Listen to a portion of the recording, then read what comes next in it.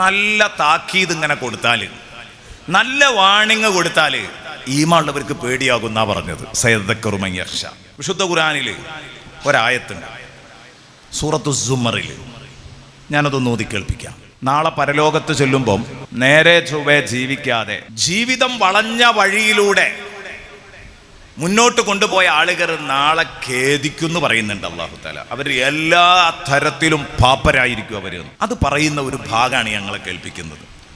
ഖുൽ ഇന്നൽ ഖാസിരീന അല്ലദീന ഖസിറൂ അൻഫുസഹും വ അഹ്ലീഹിം യൗമൽ ഖിയാമ അലാ ദാലിക ഹുവൽ ഖുസ്റാനുൽ മുബീൻ ലഹും മിൻ ഫൗഖിഹിം ളുലലും മിനൻ നാർ വമിൻ തഹ്തിഹിം ളുലൽ ذلك يخوف الله به عباده يا عبادي فاتقون والذين اجتنبوا الطاغوت أن يعبدوها وأنابوا إلى الله لهم البشرى أولئك الذين هداهم الله وأولئك هم أولو الألباب أفمن حق عليه كلمة العذاب أفأنت تنقذ من في النار لكن الذين اتقوا ربهم لهم غرف من فوقها غرف مبنية تجري من تحتها الأنهار وعد الله لا يخلف الله الميعاد. സുബ്ഹാനല്ലാഹ്. പടച്ചോനെ പേടിയുള്ളവർ വഅള് കേട്ടാൽ നന്നാവുമല്ലോ. ഈ ഒരായത്ത് മാത്രം ഒന്ന് പറഞ്ഞുതരാം. നന്നാവുമല്ലേ നമ്മളൊന്ന് നോക്കുക. നന്നായിട്ടില്ലെങ്കിൽ അതിൻ്റെ അർത്ഥം നമുക്ക് ഈമാൻ ഇല്ല, പടച്ചോനെ പേടിയില്ല എന്നാണ്. ഈ ആയത്ത് വല്ലാത്തൊരായത്താണ്. ഇതുപോലെ 100 കണക്കിന് ആയത്തുകളുണ്ട് ഖുർആനിൽ. എനിക്ക് ഓർമ്മ വന്ന ഒരു ഭാഗം അങ്ങോട്ട് മറച്ചു, അത് പറഞ്ഞു എന്ന് മാത്രം. ഇഷ്ടം പോലെ ഉണ്ട്. ഇതുപോലെ ബിശാറത്തും ഇൻദാറും, സുവിശേഷവും താക്കീതും ധാരാളം നടക്കുന്നുണ്ട്. രണ്ടും ഉണ്ട്. ഇൻഷാ അല്ലാഹ് നമ്മൾ പറയാം. എന്താ പറയുന്നത്? ഖുൽ ഇന്നൽ അവ്വലീന ഖുൽ ഇന്നൽ ഖാസിരീന. നബിയെ, തങ്ങൾ ഈ ജനത്തിനു മുമ്പിൽ അനൗൺസ്മെന്റ് ചെയ്യണം. നബിയോട് പറയാ, തങ്ങൾ അനൗൺസ് ചെയ്യണം. ഖുൽ, ഉറക്കെ പറഞ്ഞോളണം, വിളിച്ചു പറയണം. ഇന്നൽ ഖാസിരീൻ, തീർച്ചയായും പാപ്പരായവർ.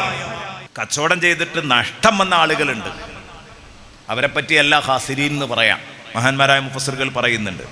ഖുസ്റാൻ എന്ന് പറഞ്ഞാൽ പാപ്പരാകുകയാണ്. അതായത് നമ്മളെ നാടൻ ഭാഷയിൽ പറഞ്ഞാൽ പൊട്ടിപ്പാളീസാകുക എന്നറിയില്ലേ, കച്ചവടം. അതായത് ഇറക്കിയ മുതൽ പോലും കിട്ടാതെ ലാഭമില്ലാഞ്ഞാലും നമ്മൾ നഷ്ടാന്ന് പറയും. പക്ഷെ അതല്ല, ഇറക്കിയ മുതൽ മൊത്തങ്ങ് പോയി പൊട്ടി പാപ്പറായി. നമ്മൾ പൊട്ടിപ്പാളീസായി, പാപ്പറായി എന്നൊക്കെ പറയും. ആ രൂപത്തിൽ പാപ്പരായി പോയത് ആരാന്നറിയോ? ജീവിതത്തിൽ പൊട്ടിപ്പാപ്പരായി പോയത് ആരാണെന്ന് അറിയോ നിങ്ങൾക്ക്? ഈ ഉമ്മത്തിനോട് നബിയെ തങ്ങൾ വിളിച്ചു പറയണം. അല്ലദീന ഖസിറു അൻഫുസഹും വ അഹ്ലീഹിം യൗമൽ ഖിയാമ. അല്ലദീന ഖസിറു അൻഫുസഹും, അവർ സ്വന്തത്തിന് നഷ്ടം വരുത്തി വെച്ചവരാണ്. വ അഹ്ലീഹിം, അവരുടെ കുടുംബത്തിനും നഷ്ടം വരുത്തി വെച്ചവരാണ്. യൗമൽ ഖിയാമ, ഉയർത്തെഴുന്നേൽപ്പു നാളിലെ, അന്ത്യദിനത്തിലെ സ്വന്തത്തിനും കുടുംബത്തിനും നഷ്ടം വരുത്തി വെച്ചവരാരാണോ അവരാണ് പാപ്പരായവർ. ദുനിയാവിൽ ഒരു പക്ഷേ 2 കോടിയുടെ ബിസിനസ് തുടങ്ങിയിട്ടുണ്ടാകും, അത് പൊട്ടിപ്പോയിട്ടുണ്ടാവും. അള്ളാഹുവിൻ്റെ ഭാഷയിൽ അവർ പാപ്പറല്ല. യഥാർത്ഥ പാപ്പർ ആരാണ്? പരലോകത്തെത്തുമ്പോൾ തൻ്റെ കുടുംബത്തിൻ്റെയും കാര്യത്തിൽ എല്ലാ നഷ്ടവും അവൻ വരുത്തി വെച്ചിരിക്കുന്നു. തനിക്കും തൻ്റെ കുടുംബത്തിനും മഹാനഷ്ടം വരുത്തി വെച്ചവൻ ആരാണോ അവനാണ് പാപ്പറായത്, അവനാണ് പരാജയപ്പെട്ടത്. സുബ്ഹാനല്ലാഹ്, സുബ്ഹാനല്ലാഹ്. എൻ്റെ പ്രിയപ്പെട്ട സുഹൃത്തുക്കളെ ഒന്ന് ആലോചിച്ച് നോക്ക്. എന്താണ് ഈ കുടുംബത്തിന് നഷ്ടം വരുത്തി എന്ന് പറഞ്ഞാൽ? നമ്മളാണ് നമ്മളെ കുടുംബത്തിലെ നാഥൻ, അല്ലേ? നമ്മളാണ് കുടുംബത്തിലെ കുടുംബനാഥൻ. എൻ്റെ വീട്ടിൽ ഞാനാണ് എൻ്റെ വീട്ടിൽ കുടുംബനാഥൻ. നിങ്ങളൊക്കെ നിങ്ങളുടെ വീട്ടിൽ കുടുംബത്തിലെ ഓൾ ഇൻ ഓളാണ്, എല്ലാമാണ്. നിങ്ങളുടെ വാക്കാണ് അവിടെ അന്തിമം. ശരിയാണ്. പക്ഷെ എൻ്റെ ചോദ്യം, ആ കുടുംബത്തിനകത്ത് നമുക്കും നമ്മുടെ കുടുംബത്തിനും നഷ്ടമുണ്ടാക്കുന്ന, നാളെ പുനരുത്ഥാന ദിവസത്തിൽ നഷ്ടമുണ്ടാക്കുന്ന പ്രവൃത്തികളാണോ നമ്മൾ നമ്മളെ വീട്ടിൽ ചെയ്തുകൊണ്ടിരിക്കുന്നത്, അതോ ലാഭം ഉണ്ടാക്കുന്നതോ? ഒറ്റയ്ക്കിരുന്നൊന്ന് ആലോചിച്ച് നോക്കൂ. നമ്മളെ വീട്ടിലുള്ളവർ നമ്മുടെ ഭക്ഷണം കഴിച്ച്, നമ്മുടെ ചെലവ് കഴിച്ച്, നമ്മുടെ വീട്ടിൽ ജീവിക്കുന്ന ആളുകൾ നേരത്തിന് നിസ്കരിക്കുന്നില്ല, നിസ്കാരം ഖളാ ആക്കുന്നവരും നഷ്ടപ്പെടുത്തുന്നവരുമാണ്. നോമ്പ് കൃത്യമായിട്ട് അനുഷ്ഠിക്കുന്നവരല്ല. നമ്മളെ കുട്ടികളും മക്കളും സുബഹിസ്കരിക്കാതെ കിടന്നുറങ്ങുന്നവരാണ്. നമ്മുടെ പെൺമക്കള് ഔറത്ത് മറക്കാതെ നടക്കുന്നവരാണ്. ദീനീ ചിട്ടകളൊക്കെ ഉപേക്ഷിച്ചവരാണ്. നമ്മുടെ പെണ്ണ് അവളൊരു മാപ്പിളയാണെന്ന് തോന്നുകയില്ല. ഈ ഒരു അവസ്ഥയിലൊക്കെ ആണെങ്കിൽ നമുക്ക് മാത്രമല്ല നഷ്ടം വരുത്തി വെച്ചത്, കുടുംബത്തിനും നഷ്ടം വരുത്തി വെച്ചിട്ടുണ്ട്.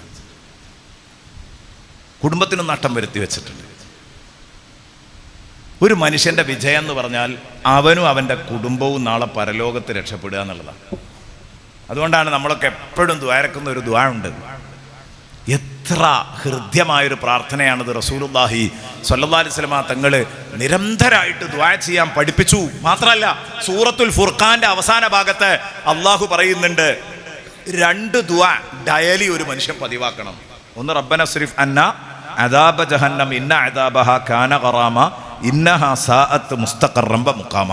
നരകം അതിഭയാനകമാണ്, ആ നരക ശിക്ഷയെ തൊട്ട് എന്നെ കാക്കണേ അല്ലാഹ്. അതിൻ്റെ ആശയം പറഞ്ഞാട്ടോ, മൊത്തം അർത്ഥം പറഞ്ഞതല്ല, അതിൻ്റെ ഒരു ഷോർട്ട് പറഞ്ഞതാണ്.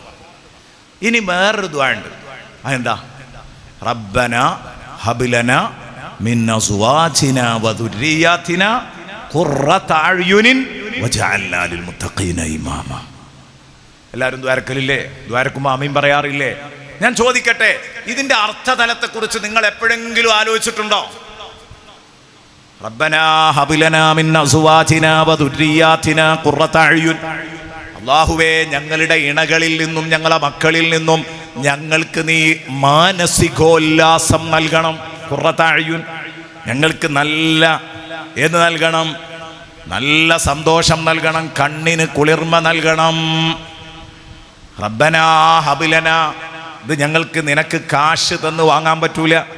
അല്ലാ, ഞങ്ങളെ കുടുംബത്തിലും, ഞങ്ങളെ കുടുംബത്തിലും, ഞങ്ങളെ ഭാര്യമാരിലും, ഞങ്ങളെ മക്കളിലും, ഞങ്ങളെ ഭർത്താക്കന്മാരിലും, ഞങ്ങളെ മക്കളിലും ഞങ്ങൾക്ക് നീ കൺകുളിർമ നൽകണം, പരമാനന്ദം നൽകണം.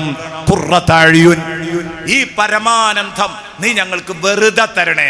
ഹബ്, നീ വെറുതെ തരണേ. പൈസ ഒന്നും നിന്നെ സ്വാധീനിച്ചു വാങ്ങാൻ പറ്റൂല, നീ തരന്നെ വേണം. എപ്പോഴാണ് ഈ പരമാനന്ദം ഉണ്ടാകുക? ഞാനും എൻ്റെ കുട്ടികളും ദീനീ ചുറ്റുപാടിൽ ഇങ്ങനെ ജീവിച്ച് വളരുകയാണെങ്കിൽ അത് കാണുമ്പം ഏതൊരു ഉപ്പയും സന്തോഷിക്കും, ഏതൊരു ഉമ്മയും സന്തോഷിക്കും. വജഅൽനാ ലിൽ മുത്തഖീന ഇമാമ, ഞങ്ങളെ ഒരു കൂട്ടം ഭക്തന്മാരുടെ ലീഡറാക്കി തരണേ അല്ലാഹ്. വജഅൽനാ ലിൽ മുത്തഖീന ഇമാമ. ഞാൻ ചെറുപ്പത്തിലൊക്കെ പള്ളി ദർസിൽ ഓതുന്ന കാലത്ത്, നമ്മൾ ഈ അൽഫിയ പത്തുമീനൊക്കെ ഓതുന്ന കാലത്ത് ഉസ്താദുമാർ നമ്മളെ ഇമാം നിർത്തും. അപ്പോൾ ഈ ദുആ നടത്തും. അപ്പം ഇങ്ങനെ ഒരു കൺഫ്യൂഷൻ ഉണ്ടായിരുന്നു. ഒന്ന് കല്യാണം കഴിച്ചിട്ടില്ല, അതിൻ്റെ മുമ്പ് വരക്കാണ് റബ്ബന ഹബ്ലനാ മിൻ അസ്വാജിനാ വദുരിയാതിനാ അല്ലേ. ഏതാട്ടെ, കെട്ടാൻ പോണ പെണ്ണ് എന്നാണോ മക്കൾ എന്നാണെന്നൊക്കെ ആകാം. പക്ഷെ അവിടെ ഒരു വല്ലാത്തൊരു പ്രശ്നം ഉണ്ടായിരുന്നു. വജഅൽനാ മുത്തഖീൻ, ഞങ്ങളെ മുത്തഖീങ്ങളാക്കണേ എന്ന് ദ്വാരക്കാം. പക്ഷെ വജഅൽനാ ലിൽ മുത്തഖീന ഇമാമ, ഞങ്ങളെ ഇമാമുൽ മുത്തഖീനാക്കണേ എന്നാ ദ്വാരക്കണത്. മുത്തക്കിയായിട്ടല്ലേ മുത്തഖീങ്ങളെ ഇമാമാകല്. എന്ത് ചോദ്യമായി ചോദിക്കണമെന്ന് തോന്നിയിരുന്നു അന്ന്, ചെറിയ ബുദ്ധി ആയതുകൊണ്ട്. അൽഫിയ ഫതുഹുൽ മൊയ്നൊക്കെ ഓതുന്ന കാലത്ത്. പക്ഷെ പിന്നെ വളർന്ന് വലുതായി ദർസൊക്കെ നടത്താൻ തുടങ്ങിയപ്പം, വഴുത് പറയാൻ തുടങ്ങിയപ്പം ഈ ആയത്തിൻ്റെ തഫ്സീർ കണ്ടപ്പോൾ അത്ഭുതപ്പെട്ടു പോയി. ഈ വജഅൽനാ ലിൽ മുത്തഖീന ഇമാമ നമ്മളൊക്കെ പറയുന്നത് എന്തർത്ഥത്തിലാന്ന് തോന്നുന്നു അല്ലേ? ചിലർക്കൊക്കെ അത് ഫിറ്റാവും. ഒരു 10,000 അനുയായികളെ നിയന്ത്രിക്കുന്ന ഒരു ലീഡറാണെങ്കിൽ ഓരോരുത്തർക്കും അവരവരുടെ പ്രാസ്ഥാനിക നേതാക്കളുണ്ടാവും. ആ പ്രാസ്ഥാനിക നേതാക്കളുടെ കീഴിൽ ഒരുപാട് അനുയായികൾ ഉണ്ടാവും. അപ്പം ആ അനുയായികൾ അങ്ങനെ എടുത്തു നോക്കിയിട്ട് അവരിപ്പോൾ വജഅൽനാ ലിൽ മുത്തഖീന ഇമാമ എന്ന് പറഞ്ഞതിന് വലിയൊരു അർത്ഥമുണ്ട്. ഞാൻ ലക്ഷക്കണക്കിന് അനുയായികളുടെ നേതാവാണ്, അവരെയൊക്കെ മുത്തഖീങ്ങളാക്കി തരണം, അപ്പം ഞാൻ ഇമാമുൽ മുത്തഖീനാവും. അത് ഓട്ടോമാറ്റിക്കലി ആയി പോകുന്നൊരു സംഭവമാണ്. എന്നെ മുത്തക്കിയാക്കി തരണം, പക്ഷേ എന്നെ മുത്തക്കീങ്ങളുടെ ഇമാമാക്കി തരണം എന്ന് പറഞ്ഞാൽ എന്നെ ഫോളോ ചെയ്യുന്ന, എന്നെ പിന്തുടരുന്ന മുഴുവൻ അനുയായികളെയും നീ മുത്തക്കിയാക്കി തരണം, അവരെ മുത്തക്കീങ്ങളാക്കണേ. അപ്പൊ ഞാൻ ഓട്ടോമാറ്റിക്കലി ആരാകും? ഇമാമുൽ മുത്തഖീൻ ആകും. അതിപ്പോ ഇങ്ങനെ ദ്വാരക്കുകയാണ്. ഷെയ്ഖുന സുൽത്താനുൽ ഉലമ ദ്വാരക്കുന്നു, അല്ലെ പാണക്കാട് തങ്ങൾ ദ്വാരക്കുന്നു. ഇങ്ങനെയൊക്കെ ദ്വാര ചെയ്യുമ്പോൾ അവർക്കൊക്കെ ഒരുപാട് അനുയായികളുണ്ട്, അവർക്കൊക്കെ അങ്ങനെ ദ്വാരക്കാം. ഞാൻ ഈ സാധു എന്താ ഈ പറയുന്നത്, വജാലാലിൽ മുത്തഖീന ഇമാമാൻ, അത് എനിക്കും ഇങ്ങൾക്കൊക്കെ ദ്വാരക്കാം. ഇതിനൊരുപാട് അനുയായികളൊന്നും വേണ്ട, എനിക്ക് ദ്വാരക്കാം. എൻ്റെ വീട്ടിൽ ഒരു പെണ്ണും 4 മക്കളും, 2 ആണും 2 പെണ്ണും, 4 കുട്ടികളും 1 പെണ്ണും. അവരെൻ്റെ ആശ്രിതരാണ്. എൻ്റെ വീട്ടിലെ നേതാവ് ഞാൻ തന്നെയാണ്, ഒരു സംശയമൊന്നുമില്ല. നിങ്ങളൊക്കെ അങ്ങനെ തന്നെ ആയിരിക്കും. പൊരയിൽ അവസാനത്തെ വാക്ക് നമ്മൾ അതിൻ്റെ ആ വീട് ലീഡ് ചെയ്യുന്നത് നമ്മൾ തന്നെ ആയിരിക്കും. അങ്ങനെ തന്നെയാണ് ഉണ്ടാവുക. റേഷൻ കാർഡ് എടുക്കുമ്പോൾ തിരിച്ചു കാണും അല്ലേ, ഓളായിരിക്കും. അത് നമുക്ക് തൽക്കാലം സഹകരിച്ചു കൊടുക്കാം. ഞാൻ പറഞ്ഞു വരുന്നത്, നമ്മളെ വീട്ടിൽ നമ്മളല്ലേ ലീഡർ എങ്കിൽ എൻ്റെ ഭാര്യ ഒരുത്തിയും 4 കുട്ടികളും ദീനീ രൂപത്തിലാണ് ജീവിക്കുകയാണെങ്കിൽ വജാലാലിൽ മുത്തഖീന ഇമാമ, 5 മുത്തഖീങ്ങളുടെ ഇമാമ് ഞാനും ആവുമേ. 5 മുത്തഖീങ്ങളുടെ ഇമാമ് ഞാനും ആവും. അത് നിങ്ങൾക്കൊക്കെ ചെയ്യാൻ പറ്റിയൊരു സംഗതിയാണ്. നിങ്ങളെ ചുറ്റുപാടിലുള്ളവരങ്ങളാണ് നന്നാക്കിയാൽ 5 മുത്തഖീങ്ങളുടെ ഇമാമ്, 7 മുത്തഖീങ്ങളുടെ ഇമാമ്, 10 മുത്തഖീങ്ങളുടെ ഇമാമ്, ഓരോരുത്തർക്കും എത്ര മക്കളാ ഉള്ളത്, ആശ്രിതരാ ഉള്ളത്, അതിനനുസരിച്ചൊക്കെ വരും. അപ്പോൾ കുറേ കുട്ടികളും മക്കളും ഒക്കെ ഉള്ള ഭാര്യമാരൊക്കെ ഉള്ള ഒരാൾ ഇതിങ്ങനെ ദ്വാരക്കുമ്പോൾ എന്തായിരിക്കും അതിൻ്റെ ഒരു മാനസിക സന്തോഷം ഒന്ന് ആലോചിച്ച് നോക്ക്. മനസ്സ് എത്ര കണ്ട് സന്തോഷിക്കും. അപ്പോൾ ഞാൻ പറഞ്ഞു വരുന്നത്, മക്കളും കുട്ടികളും നന്നാവല വലിയ വിജയം. അവർ പരാജയപ്പെട്ടാൽ പിന്നെ പരാജയമാണ്. കാരണം നമ്മൾ വളഞ്ഞു ജീവിച്ചാൽ നമ്മളെ ഭാര്യയ്ക്ക് മാതൃകയാകുന്നത് നമ്മളാണ്, നമ്മളെ മക്കൾക്ക് മാതൃകയാകുന്നത് നമ്മളാണ്. നമ്മൾ നിസ്കരിച്ചില്ലെങ്കിൽ മക്കൾ നിസ്കരിക്കൂല, പെണ്ണുങ്ങൾ നിസ്കരിക്കൂല. നമ്മൾക്ക് ഹക്കും ബാത്തിലുമില്ലാത്ത ഇടപാടുകളാണ് നമ്മൾ നടത്തുന്നതെങ്കിൽ നമ്മളെ മക്കളും അത് തന്നെയല്ലേ കണ്ടുപിടിക്കുക. അപ്പോൾ എന്തു ചെയ്യും? രാഷ്ട്രീയക്കാരൻ്റെ അഴിമതിക്കാരനായ രാഷ്ട്രീയക്കാരൻ്റെ മക്കൾ ചിലപ്പോൾ അഴിമതി വീരന്മാരായി വരും. കാരണം ഇയാൾക്ക് ഇതിൻ്റെ ആദ്യ പാഠങ്ങൾ കിട്ടിയത് സ്വന്തം വാപ്പയിൽ നിന്ന് കിട്ടിയതാണ്. അപ്പൊ അതുകൊണ്ട് നമ്മൾ കേടുവരുമ്പോൾ ചിന്തിക്കണം.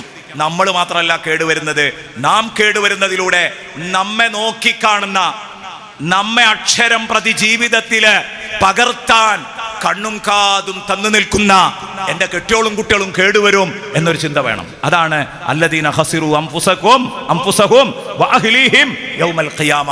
അവർക്കും അവരുടെ കുടുംബത്തിനും അന്ത്യദിനത്തിൽ നഷ്ടം വരുത്തി വെക്കുന്നവർ അവരാണ്. ചീത്തയായ മാതൃക കുടുംബത്തിന് മുമ്പിൽ കാണിച്ച് അവരെ തകർത്ത് കളഞ്ഞ ഇവനാണ് പാപ്പറായത്. നബിയെ വിളിച്ചു പറയൂ സമൂഹത്തോട്. എന്നിട്ട് പറയണം, അലാ ദാലിക ഹുവൽ ഖുസ്റാനുൽ മുബീൻ. അല്ലാഹ്, യാ റബ്ബ്, യാ അല്ലാഹ്. എന്തോരു മട്ടുള്ള ഒരു പ്രഖ്യാപനം. ഇത് കഴിഞ്ഞിട്ട് പിന്നെ ആ പറഞ്ഞതിനൊന്നങ്ങോട്ട് ദമ്മിടുകയാണ്. അലാ, അറിയുക, കേൾക്കൂ. അലാ, ചെവി തുറന്ന് കേൾക്കണേ. ദാലിക ഹുവൽ ഖുസ്റാനുൽ മുബീൻ. സ്വന്തത്തിനും മക്കൾക്കും പരലോകത്ത് നഷ്ടം വരുത്തുക എന്ന ഈ ഒരു പ്രക്രിയയുണ്ടല്ലോ, ഇതാണ് ലോകത്ത് ഏറ്റവും തെളിഞ്ഞ പാപ്പരത്വം. ദാലിക ഹുവൽ ഖുസ്റാനുൽ മുബീൻ. ഇതിലേറെ വലിയ ഒരു പാപ്പരത്വം ലോകത്ത് വേറെയില്ല. അതുകൊണ്ട് പൊട്ടിപ്പാളീസാകാനാണ് തീരുമാനമെങ്കിൽ നിങ്ങളും കുടുംബം അങ്ങ് കേടുവന്നോ, അല്ലെങ്കിൽ നന്നായിക്കൊള്ളണം. എന്നിട്ട് ഇനി അല്ലാഹ് പറയാണ്, നബിയേ തങ്ങൾ അവരോട് പറയണം, നിങ്ങൾ ഈ പോക്ക് തന്നെ പോകുകയാണെങ്കിൽ, സുബഹി ഖളാകുന്നതിന് മുമ്പ് എഴുന്നേറ്റ് നിസ്കരിക്കുന്നില്ലെങ്കിൽ, ഒറ്റ നിസ്കാരം ഖളാ ആക്കരുത് എന്ന നിർബന്ധ ബുദ്ധി നിങ്ങൾക്കും കുടുംബത്തിനും ഇല്ലെങ്കിൽ, ലഹും മിൻ ഫൗഖിഹിം ദുലലും മിനൻ നാരി വമിൻ തഹ്തിഹിം ദുലൽ. അവരുടെ മുകളിൽ തീയിൻ്റെ കുടകൾ അവർക്ക് വെച്ചു കൊടുക്കും, തീ കുടകൾ അവർക്ക് വെച്ചു കൊടുക്കും. വമിൻ തഹ്തിഹിം ദുലൽ, അവരുടെ താഴ്ഭാഗത്തും തീക്കുടകളായിരിക്കും. തീയിൻ്റെ കുട ഇങ്ങനെ ചൂടിക്കൊടുക്കുക, അതിൻ്റെ ചുവട്ടിലാണ് ഇവരുണ്ടാവുക. ഇവർ കയറി നിൽക്കുന്നതും വേറൊരു കുടക്ക് മീതയായിരിക്കും. അപ്പൊ തീക്കുട എന്ന് പറഞ്ഞാൽ കുട എന്നൊന്നും അല്ല അതുകൊണ്ട് ഉദ്ദേശിക്കുന്നത്. താഴെയും മുകളും താഴെയും മുകളിലൊക്കെ തീയിൻ്റെ വിരിപ്പും പുതപ്പും ഒക്കെ ആയിരിക്കും ഇവർക്ക് കിട്ടുക. അതാണ് വേറെ സ്ഥലത്ത് മിഹാദും മിന്നാർ വഗവാശിം മിൻ അങ്ങനെ തന്നെ പറഞ്ഞിട്ടുണ്ട്. ഏത്? തീയിൻ്റെ പുതപ്പും തീയിൻ്റെ വിരിപ്പും. അപ്പൊ താഴെയും മേലെയും ഒക്കെ തീയാണ്. ആ തീയിനുള്ളിലിട്ടിട്ട് അവരെ കാച്ചിയെടുക്കും. നരകത്തെ പറ്റിയാണ് പറയുന്നത്. കേട്ടിട്ട് ഭയം ഉണ്ടെങ്കിൽ നന്നായിക്കോ, സഹിക്കാൻ പറ്റുമോ? നമ്മളെ ആ റൂമ് ജനവാതിലും വാതിലും ഒക്കെ അടച്ചിടുക. എന്നിട്ട് AC ഇട്ട് കിടന്നുറങ്ങുമ്പോൾ AC കറണ്ടൊന്നും അങ്ങോട്ട് പോയാൽ അതിൻ്റെ അവസ്ഥ എന്തായിരിക്കും എന്ന് ആലോചിച്ച് നോക്ക്. അതൊന്നും ആലോചിച്ച് നോക്ക്. ഫാനില്ല, ഒരു ജനവാതിൽ പോലും ഇല്ല, അടച്ച റൂമിൽ ഇങ്ങനെ കിടക്കുകയാണെങ്കിൽ എന്തായിരിക്കും എൻ്റെ ഹാല്? എന്നാൽ അതോടൊപ്പം ആ റൂമിൻ്റെ ഏതെങ്കിലും ഒരു മൂലയിൽ വെറുതെ ഇങ്ങനെ പുകയിട്ടിട്ടുണ്ടെങ്കിലോ, പുക, തീയല്ല, അവിടെയാണ് എന്ത് ചെയ്യുന്നത്? മുകളിൽ തീയ്, താഴെ തീയ്, മുകളിൽ തീക്കുട, താഴെയും തീക്കുട, വിരിക്കാൻ തീയ്, പുതക്കാൻ തീയ്, തിന്നാൻ തീയ്, കുടിക്കാൻ തീയ്, ഇതൊക്കെ പറയുന്നുണ്ട്. പറയാൻ സമയമില്ലാത്തതുകൊണ്ടാണ്, ഒക്കെ വ്യത്യസ്തമായിട്ട് പറയുന്നുണ്ട്. ഈ ഒരവസ്ഥയിൽ നിങ്ങൾ പടച്ചോനെ പേടിക്കുന്നില്ലേ? സുബ്ഹാനല്ലാഹ്. താഴെയും മേലെയും അവരെ തീയിലിട്ട് കരിക്കും എന്ന് പറഞ്ഞിട്ട് അല്ലാഹ് പറഞ്ഞു, ദാലിക യുഖവ്വിഫുല്ലാഹു ബിഹി ഇബാദ. ഇതുകൊണ്ടാണ് അല്ലാഹു അവന്റെ അടിമകളെ വാൺ ചെയ്യുന്നത്, ഭയപ്പെടുത്തുന്നത്. ഭയപ്പെടുത്താൻ പറ്റിയൊരു വിഷയം തന്നെയാണ് ഈ പറഞ്ഞത്. ഇത് കേട്ടിട്ട് പേടിക്കാത്തവരുണ്ടെങ്കിൽ പിന്നെ ഓല അള്ളാന്റെ അടിമകളെല്ലാം. അള്ളാന്റെ അടിമകളെ ഭയപ്പെടുത്തുന്നത് ഈ നരകം പറഞ്ഞിട്ട് തന്നെയാണ്. ദാലിക യുഖവ്വിഫുല്ലാഹു ബിഹി ഇബാദ. ഇതുകൊണ്ടാണ് അള്ളാഹുവിന് അവന്റെ അടിമകളെ ഭയപ്പെടുത്താനുള്ളത്.